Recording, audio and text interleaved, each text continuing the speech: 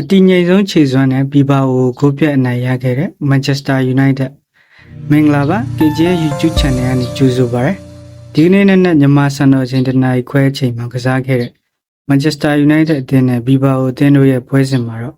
United တို့ကအဝေးကွင်းမှာတယောက်အသာနဲ့ဂိုးပြတ်အနိုင်ရခဲ့ပါတယ်။ဒီနိုင်ပွဲကြောင့်ဒုတိယအကျော့အိမ်ကွင်းမှာမကန်ခင် Final တက်သွားပြီလို့ပြောလို့ရပါတယ်။ပွဲထွက်လူစင်းမှာတော့ဂိုးသမားနေရာမှာ Onanaဘောခံစစ်နေရာမှာတော့မကွာယာလင်ဒီလော့နဲ့လန်နီယိုရို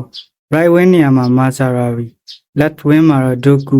ကွင်းလယ်မှာကက်စမီရိုဘရူနိုဖာနန်ဒက်နဲ့ဥကာရီတို့ဖွဲ့ထက်ခဲ့ပြီးတိုက်စစ်မှာတော့ဂါနာဂျိုနဲ့ဟိုက်လန်တို့ဖြစ်ပါတယ်။ဒီနေ့ပွဲမှာပွဲအစမိနစ်20လောက်ထိကိုဘီဘာအိုအသင်းကအိမ်ကွင်းပရိသတ်အားနဲ့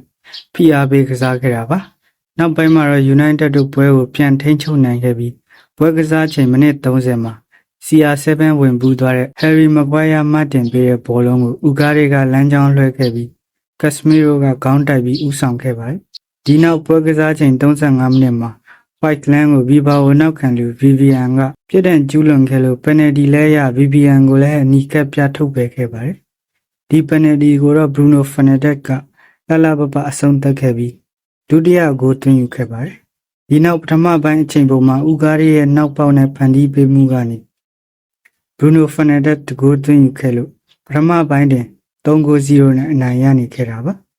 ဒုတိယပိုင်းမှာတော့ United တို့ကပွဲကိုထိန်းချုပ်ကစားခဲ့ပြီးအဝေးကွင်းမှာဂိုးပြတ်အနိုင်ရသွားခဲ့ပါတယ်ဒီနိုင်ပွဲကြောင့် United တို့ Final တက်သွားပြီလို့ပြောလို့ရပါတယ်ဒီနေ့နိုင်ပွဲမှာကစားသမားအားလုံးကစားသွားတာအားရမိပါတယ်အထူးခြေစွမ်းပြသွားတာကတော့ Maguire, Bruno, Ugarte နဲ့ Casemiro တို့ဖြစ်ပါတယ်ညီကိုတို့အမြင်ကိုလည်း comment မှာဝင်ရောက်မှတ်ချက်ပေးနိုင်ပါတယ်